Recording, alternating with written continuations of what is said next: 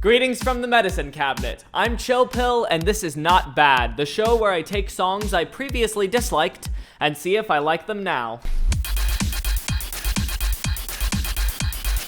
For those of you who kept up with the season this whole time, good job staying tuned, because today we're going to do our special Instinct episode. That means both of the picks today are going to come from the Instinct branch of Monster Cat, and the first one we're going to go into is Voices by Koven. I was really hyped for this track. I thought it was such a cool idea for Koven to get all of their fans involved in a kind of giant worldwide choir. And I really liked Reality Reach EP as a whole, especially the songs Do You and My Love. But when I listened to this song, I was a bit underwhelmed both by the production and by how quiet the choir was in the mix. I hardly even knew that there was really even a choir there. Not to mention, I felt that the mastering was a little more messy in this track than Koven tended to be. But people seemed to really rave over this track when it came out, and so let's see if I start raving over it as well. Here's Voices by Koven.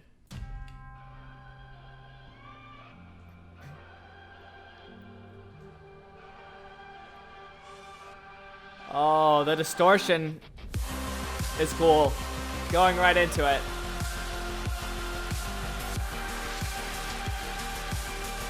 Okay, I can hear the choir.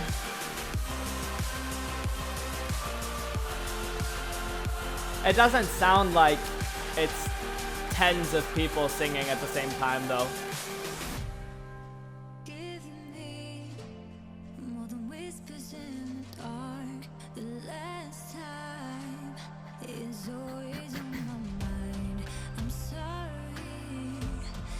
Cool beat.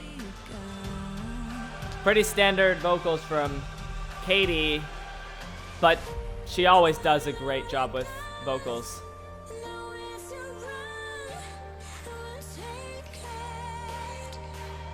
Very good job with the vocals.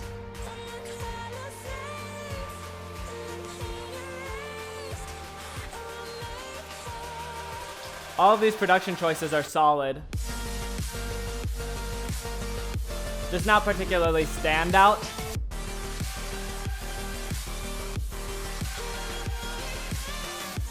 I'm getting a little bit of like Porter Robinson vibes from this.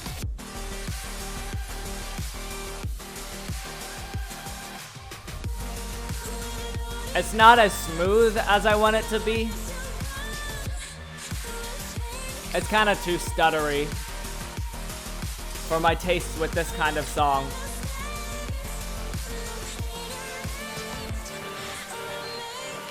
Oh, that was cool. I don't know what they did there, but it was cool. All right, bring the choir back in.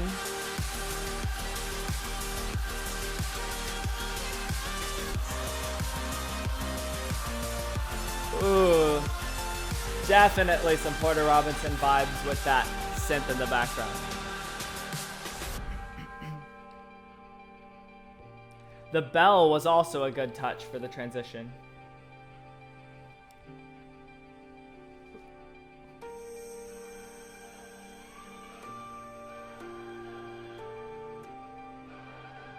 I don't know what instruments they used there, but they all worked together very well.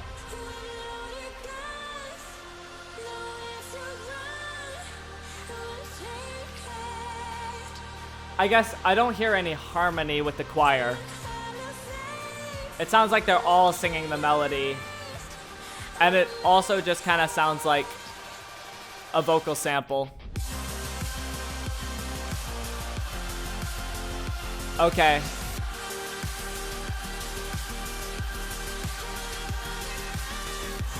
This is alright. I just don't think it packs the punch that they want it to and have the emotion that they want it to.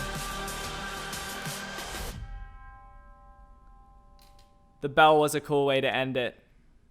Koven did a very good job with what they were given. I imagine that they were given all kinds of different qualities of sound recordings and all kinds of different voices, trained, untrained, and they worked them together very well to get this very good sounding choir. This was just a very standard track for the amount of hype that it got.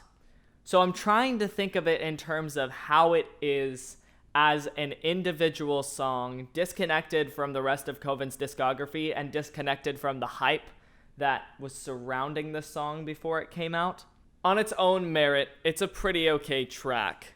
I just don't know that I would go to this song for the kind of emotion that they wanted. I would probably go to a Porter Robinson song, or really any of Koven's other tracks. But there are a number of cool things that they do in the song. Nothing particularly stand out. I would give this song a 5 out of 10. But this duo works very well together. Katie's vocals tend to be amazing, and the production tends to be very spot on. And so a little stain on their discography here with voices and the kind of mediocrity that I found it doesn't do anything to discredit the duo in the least. Coming up next is a song from an artist that I tend to really enjoy. In fact, I included him very prominently in a mashup that I'm quite proud of for the year that I put it out. The artist is Justin O, and the song is Rear View Mirror. I very much liked She's a Killer, and he only got better from there, except for this one track, Rear View Mirror, his Instinct debut. I didn't quite like it as much as everyone else did. The very stuttery style of future bass can be done well. World does it exceptionally well, especially in Echo featuring Richard Caddick, but I don't think that Justin O hit the nail on the head here. He hit it somewhere on the edge of the nail and bent it. But thankfully he came out with songs later like Don't Bring Me Down and Loving Her, Loving You that were good and redeemed Rearview Mirror. The ideas that he had were good. They were just a bit piercing and a bit misplaced, in my opinion. And after listening to the song, we're going to see if that's still my opinion.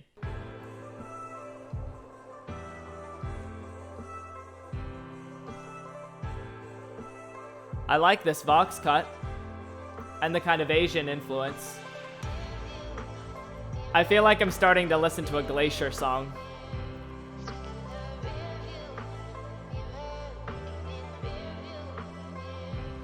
Oh, the vocals work well.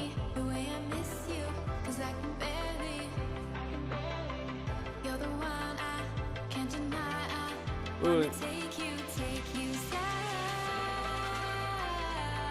The vocals have a lot of charm to them.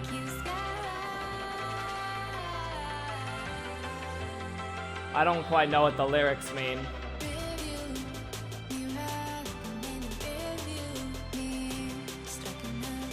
But the vocals, it's cool how she does both the second syllable pronunciation of mirror and the first syllable one.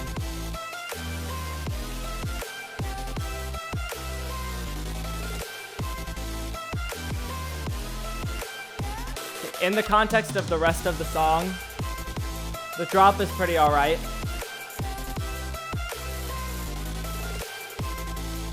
Especially the fake out with the stuttery, using the synth in a stuttery way.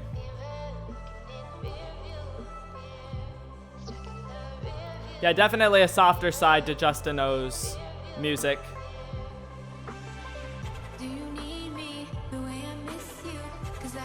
Oh, that's cool.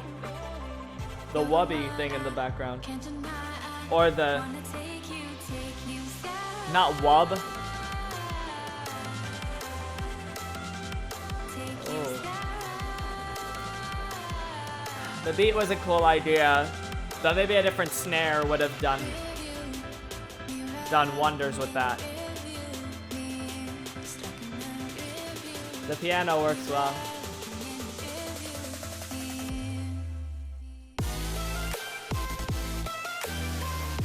Okay, it's the same thing again. Oh, he does some things different. Jersey Club, what? I don't remember that. I kind of wanted more of that. Like the classic, throwing a snare into Jersey Club. Oh, he could have built on that, but he didn't. I don't know how I feel about that decision. Rearview Mirror is not as bad a song as I remember it being. I definitely wouldn't skip it, but I wouldn't rave over it per se. There were a number of things that were very exciting about the song, such as the Jersey Club part, and just the little things that he does in the background, the little melodic touches, especially kind of the Glacier-like intro, which I'm always a fan of. There's a reason that Glacier never appears on Not Bad. I have a renewed appreciation for Rearview Mirror. With the vocals and the drop in the context of the rest of the song, like it worked well with the rest of it. It wasn't just stuttery feature bass for the sake of stuttery feature bass. There was direction to it. He had a purpose for it, and Justin O, I think, did a good job with this track. I'm feeling like this song is going to get a 7 out of 10 from me. It was good. I enjoyed it.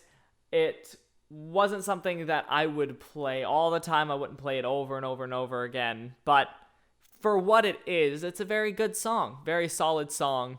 Very good production. Winner in my book.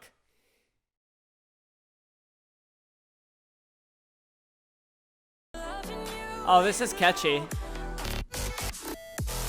Oh, I love that.